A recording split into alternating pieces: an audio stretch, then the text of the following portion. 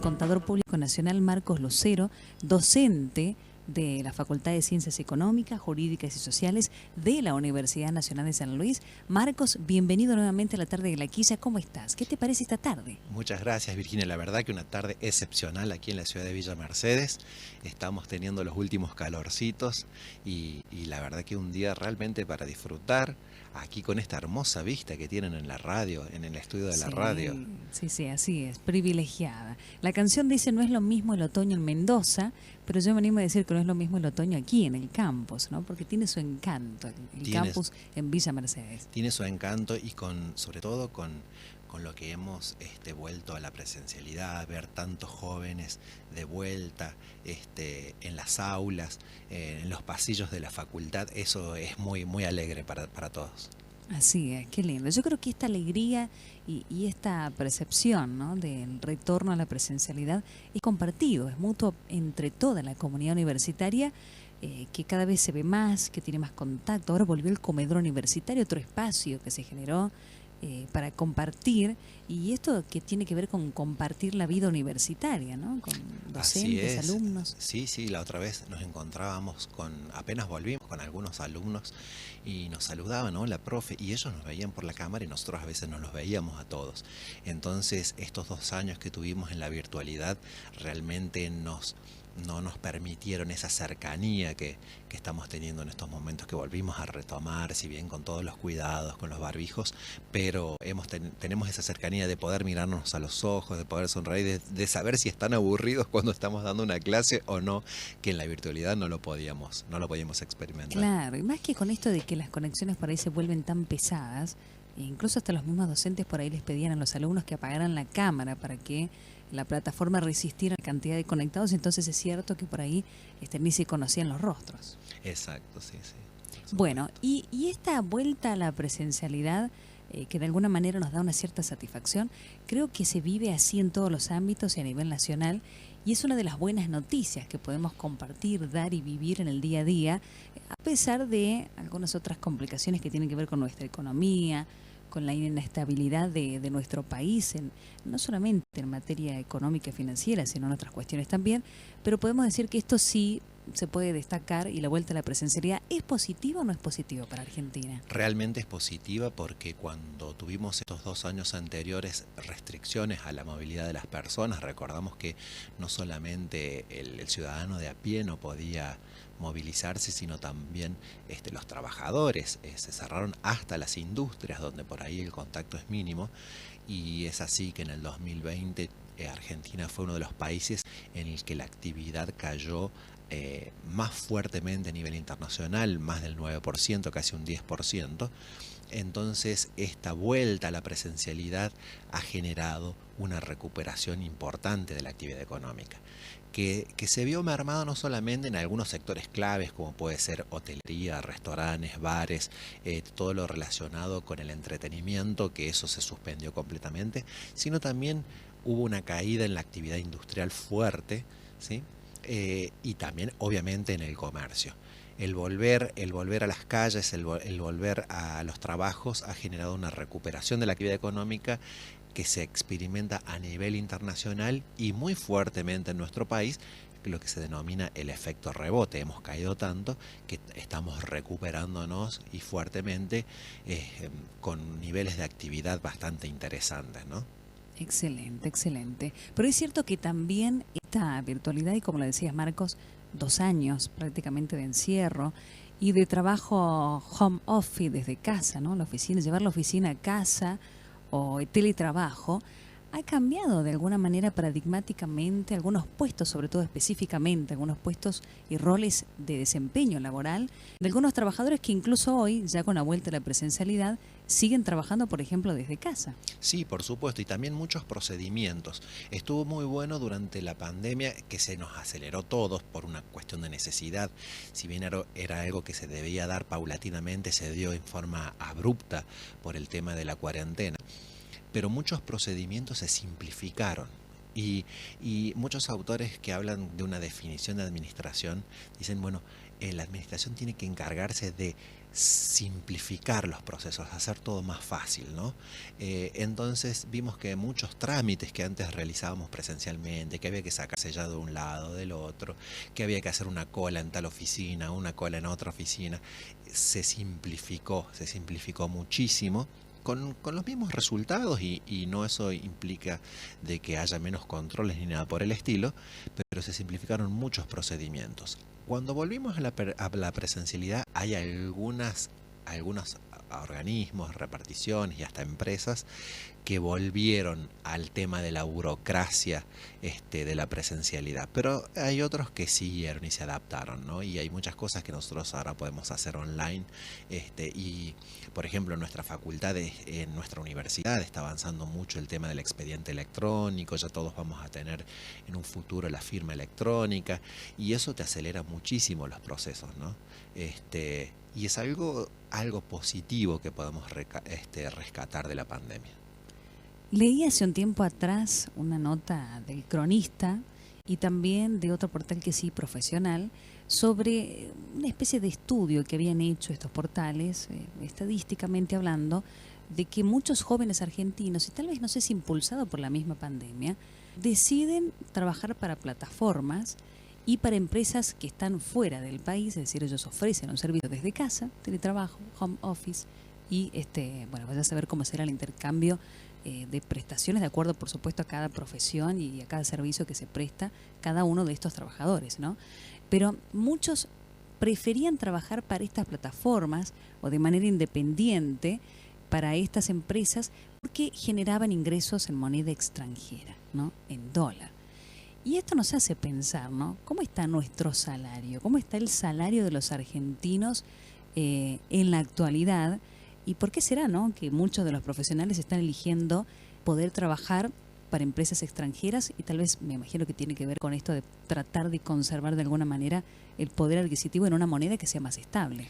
Y lo que sucede en estos momentos es que como nuestra moneda está bastante debilitada, si nosotros hacemos una comparación a nivel internacional, el sueldo nuestro medido en unidades internacionales, en dólares, en euros, en yenes, lo que sea, está muy bajo.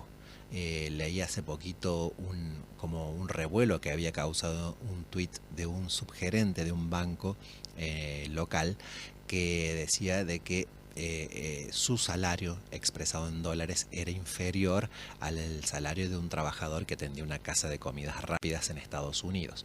Obviamente que los gastos son mucho más elevados allí también, en alquileres, en alimentación, en transporte, pero medido en términos de dólares, digamos, nosotros tenemos salarios en dólares muy, muy bajos, pues bueno, por toda la cuestión económica, monetaria y de tipo de cambio que tenemos en estos momentos.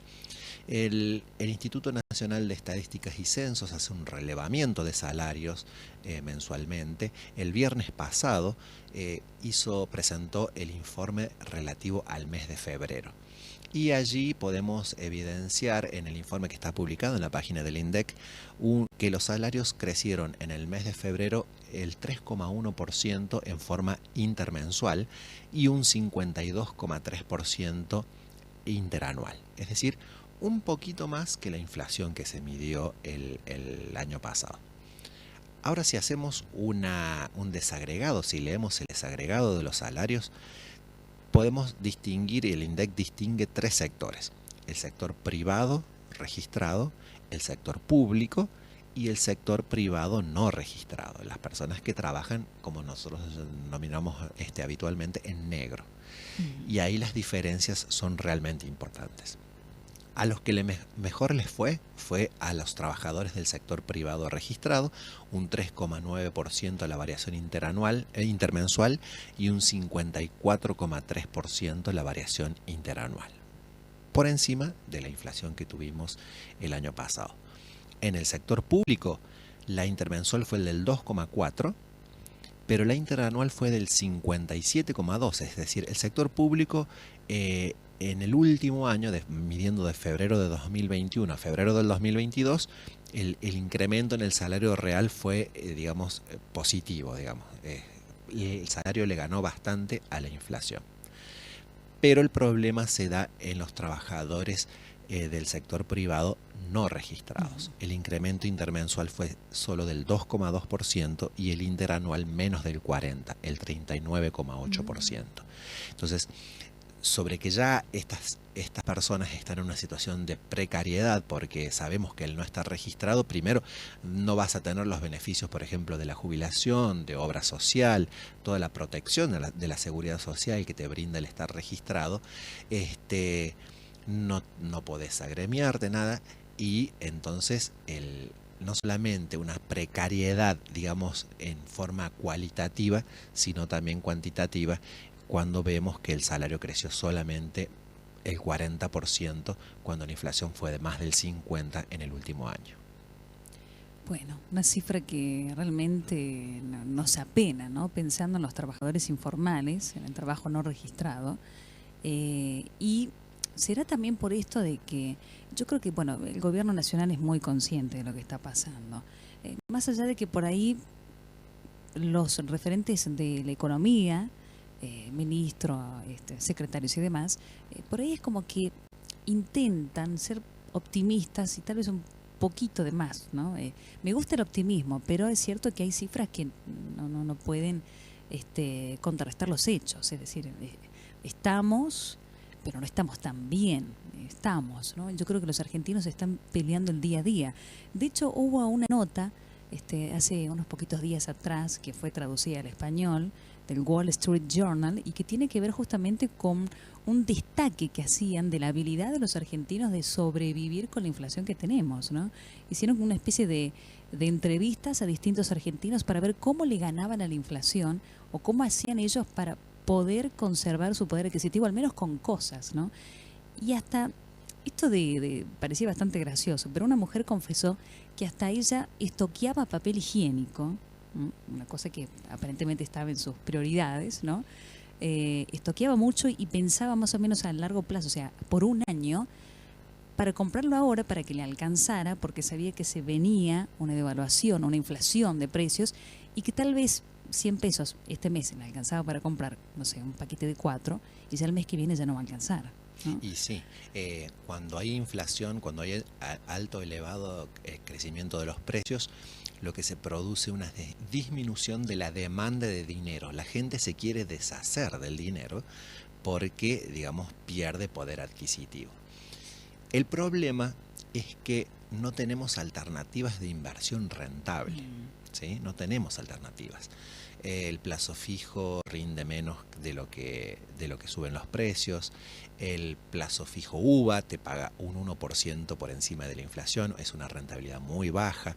El dólar en los últimos años no le ha ganado a la inflación. Tenemos un tipo de cambio bastante retrasado. No sé si se irá a liberar, ahí se ajustará el tipo de cambio, pero lo que vemos es que en los últimos años el dólar no le ha ganado a la inflación, entonces ha sido una mala inversión.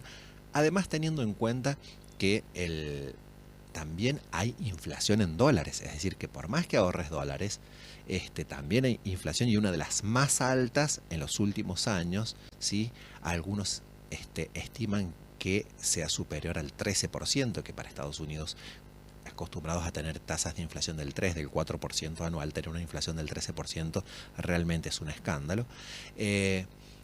Si tenés, por ejemplo, querés invertir en inmuebles para alquilar, ahora se está debatiendo la nueva ley de la reforma, la ley de alquileres, que no dio resultado la reforma anterior. Hay descontento tanto por parte de los inquilinos como por parte de los propietarios, porque realmente invertir en una propiedad de unos, qué sé yo, $60.000 para sacar $300, $200 por mes, que son unos o menos, realmente no vale la pena.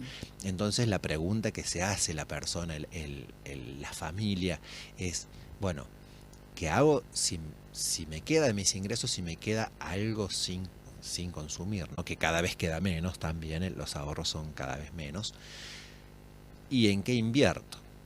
Y el ahorro, nosotros siempre decimos en nuestra asignatura, que es Administración Financiera, es solamente posponer el consumo. El ahorro es consumir más adelante, ¿sí? Como endeudarse es al revés. Endeudarse es adelantar consumo y después vas a tener que consumir menos para pagar las deudas, ¿no?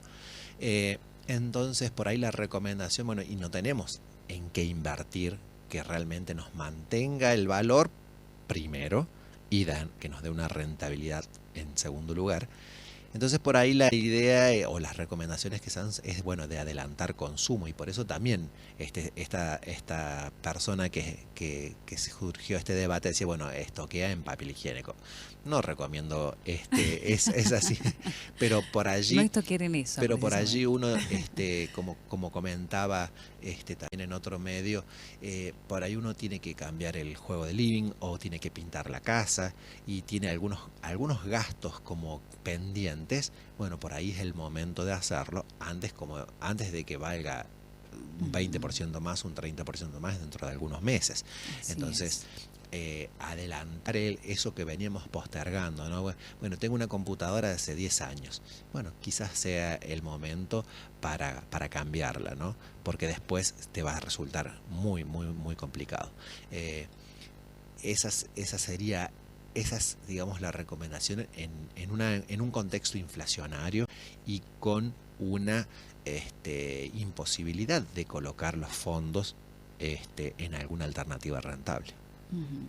Estaba pensando, bueno, hace rato justamente contábamos con Coqui, bueno, que en realidad se comunica con música nada más Coqui, pero está ahí presente. Hablábamos de los neumáticos, ¿no? Que hay una especie de escasez, sobre todo para algunos rodados, porque hay un cierto freno a las importaciones, y es cierto que eso también lo complica todo. Y el incremento de los neumáticos de hasta un 70%, pero en cuestión de 4 meses más o menos, o sea, es una locura Es que hay cómo una fuerte subieron.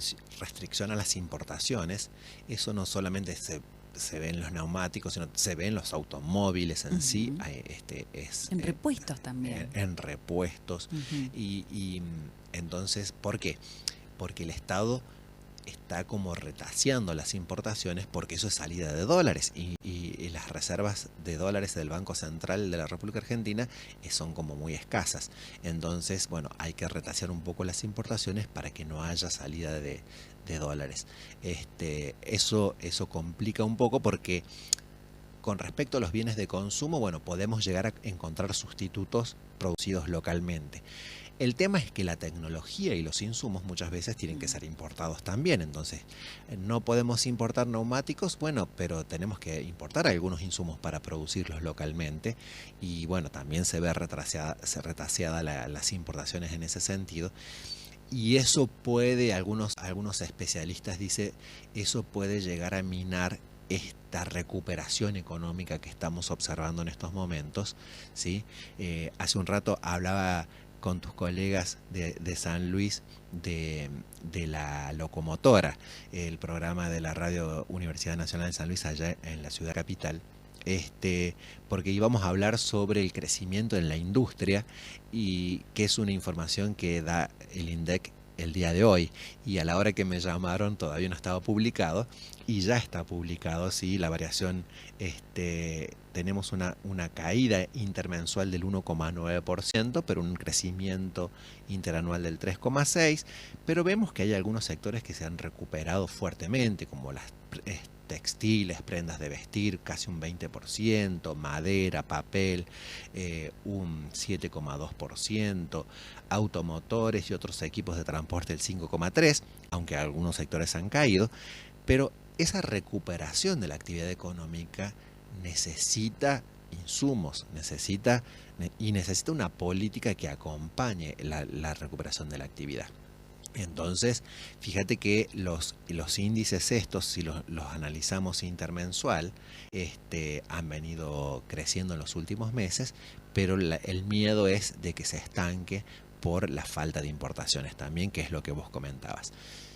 En el consumo, las importaciones, y bueno, nos arreglamos, los consumidores nos arreglamos, pero tiene que haber importaciones de materias primas, de maquinaria, de tecnología, para que el aparato productivo siga funcionando y para que esta recuperación económica que estamos experimentando sea sustentable en el tiempo.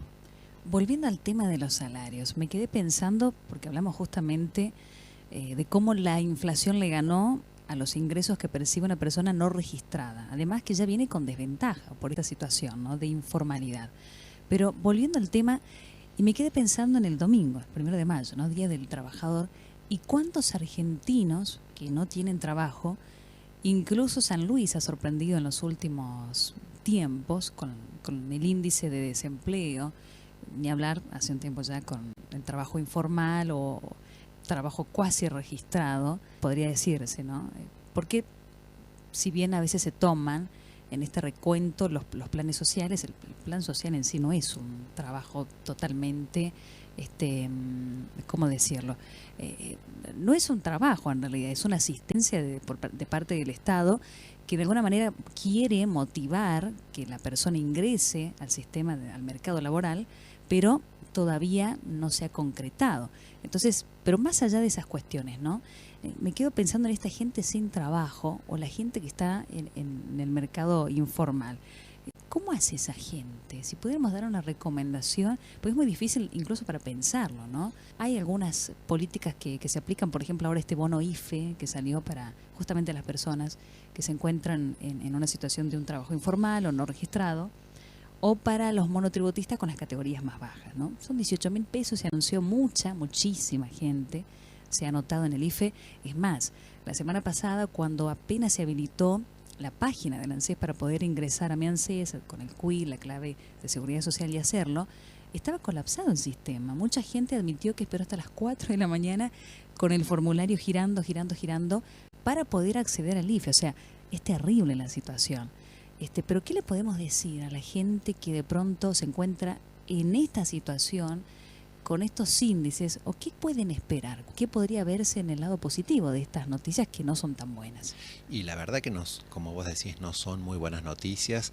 El argentino, como vos decías, es una persona busca vida, se las rebusca y para tratar de sobrevivir, no nos queda otra. Cuando vos hablabas con respecto a cómo nos adaptamos a la inflación, mis colegas, los contadores, que trabajan el tema de preparación de estados contables ajustados por inflación, dan cátedra alrededor del mundo, porque digamos tenemos mucha experiencia en eso. Las personas, el ciudadano común está acostumbrado y no hay que darle ninguna receta para decir, mire, usted tiene que gastarlo antes de que suba el precio, ¿no? Sin embargo, hay poca educación financiera en nuestro país. Los índices que se elaboran a nivel internacional dan cuenta de que la educación financiera en general de la población no está muy desarrollada. Hay varios esfuerzos de bancos privados, del Banco Central de la República Argentina. Por ejemplo, de nuestra universidad también en estos momentos estamos dictando una diplomatura en finanzas personales y familiares, que lo hacemos desde la Secretaría de Extensión Universitaria de la Universidad Nacional de San Luis. Lo hacemos en forma virtual, hay mucha gente que se inscribe. La recomendación sería eso, tratar de informarse un poco más. ¿Cómo manejo mi dinero? ¿Cómo armo mi presupuesto? ¿Cómo planifico las deudas? ¿Cómo planifico los ahorros? ¿Dónde puedo buscar información para poder gastar menos en las compras diarias, ¿no? El tema es que cuando vos estás en una situación de muy bajos recursos, tampoco se te da esta posibilidad de poder conectarte a internet, de tener un acceso como para poder, y el tiempo también, porque otro factor importante en nuestro país, que si nosotros vemos las tasas de desempleo no son muy elevadas. ¿Por qué? Por lo que decías vos, porque la gente cuando se mide el desempleo le preguntan si ha buscado trabajo en la última semana. El problema en nuestro país es la tasa de empleo, que son muy pocas personas, el porcentaje es muy bajo de las personas que tienen realmente un empleo estable. Y hay muchos sectores que no están buscando trabajo, o sea, no forman parte de la población económicamente activa. Y en el sector de empleados, si bien los salarios, como expresamos, le han ganado en el sector formal un poquito la inflación y en el informal no le han ganado la inflación, lo que vemos es que hay mucho sobreempleo. Es decir, hay muchas personas que trabajan o trabajamos más de 40 horas por semana, eso ya se considera sobreempleo, Y porque si vos te pones a fijar un salario mínimo vital y móvil, digamos, 2 salarios mínimos vital y móviles no alcanzan para cubrir una canasta básica total, que en estos momentos está cercano a 97, 98 mil pesos. Entonces, 2 salarios mínimos no alcanzan para salir de la pobreza. Entonces la persona se tiene que buscar un trabajo más changas fuera del horario de trabajo. Imagínate qué tiempo te queda o qué ganas te quedan para capacitarte, para educarte financieramente. Es algo complicado, ¿no? Allí está el Estado que tiene que ayudar y apoyar a aquellas personas que no pueden llegar a su canasta básica, pero también tiene que estar fomentando la actividad económica privada para que se genere realmente puestos de trabajo. Porque, digamos, para que el trabajador pueda ganarse un salario digno, tiene que tener una empresa que lo contrate. Y bueno, necesitamos fomentar el desarrollo. Y cuando uno por ahí piensa, bueno, porque por ahí hay mucha ideología de por medio, dice, no, pero que vamos a seguir ayudando a las grandes empresas que fugan los capitales al exterior. El 80% del empleo que se genera en nuestro país es en pymes locales. No hay que ayudarle a las grandes multinacionales, hay que ayudarle a la pyme, al pequeño comercio del centro de Villa Mercedes, a la pequeña industria que está ubicada aquí sobre la Ruta 7, a las pequeñas empresas. Obviamente que no a las grandes empresas que ya vienen fondeadas del exterior, que tienen reservas en dólares y todo eso. Hay que ayudar al pequeño productor, al pequeño comerciante. En uno de los informes que tenemos en Finanzas San Luis de la semana anterior, se da cuenta de que en Argentina hay 145 impuestos. 145 impuestos Wow. en todo el país.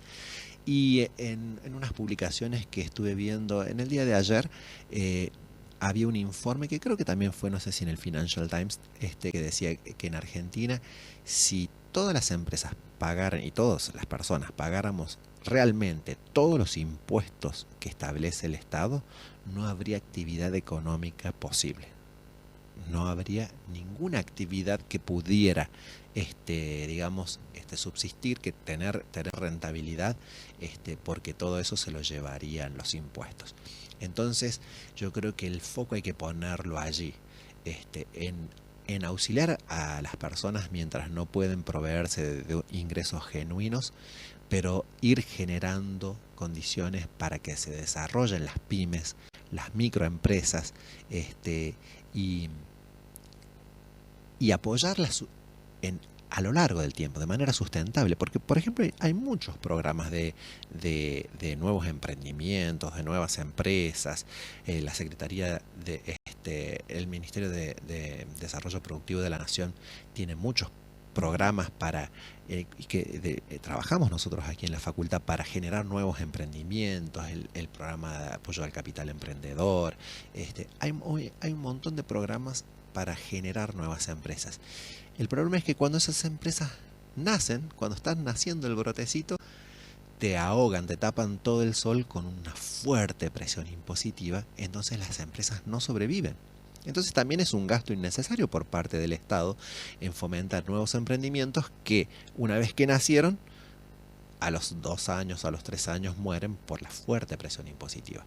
Creo que hay que generar una política más sustentable de acompañamiento a estos pequeños emprendimientos a lo largo del tiempo. Sí, bueno, hay impuestos y fuertes impuestos para las grandes empresas, para las grandes multinacionales, pero al pequeño empresario, al comerciante, al industrial pequeño, acompañarlo un poquito más, no solo hasta que nazca, sino también hasta que se estabilice y que digamos, bueno, puede la empresa ya subsistir en el tiempo y generar nuevas fuentes de trabajo. Excelente. Marcos Lucero, queda la recomendación de Finanzas San Luis. Recordemos, a la audiencia donde pueden acceder a todos los artículos y publicaciones que se realizan, que son gratuitas y que también colaboran muchísimo en esto que hablábamos justamente, ¿no? De adquirir conocimientos sobre materia financiera, ¿no? Y para aprender también a manejar mejor nuestras finanzas y a reconocer el entorno económico con otras herramientas y más preparados. Sí, nos pueden encontrar en finanzasanluis.com.ar y en todas las redes sociales. Estamos en Twitter, en Instagram, en LinkedIn, en YouTube y en Facebook. Y también, si alguien se quedó con este, digamos, escucho esta entrevista y digo, mira, ¿qué es lo que dijeron ahí que no lo pude escuchar bien? En nuestra página hay una sección que se llama Finanzas San Luis en los medios, donde volvemos a replicar estas entrevistas para que estén disponibles para toda la sociedad.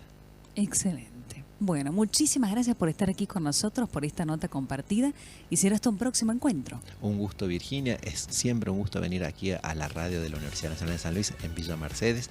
Estamos siempre disponibles. Somos un equipo de aproximadamente 15 personas, profesionales, estudiantes de la universidad, que nos gusta esto, comunicar, generar un mayor compromiso con la sociedad, el tema de la educación financiera que realmente sea un hecho, que no esté solamente en una planificación, sino como esto, venir a los medios, ayudar a la gente que pueda tomar mejores decisiones. Muchas gracias, hasta la próxima. Muy buenas tardes.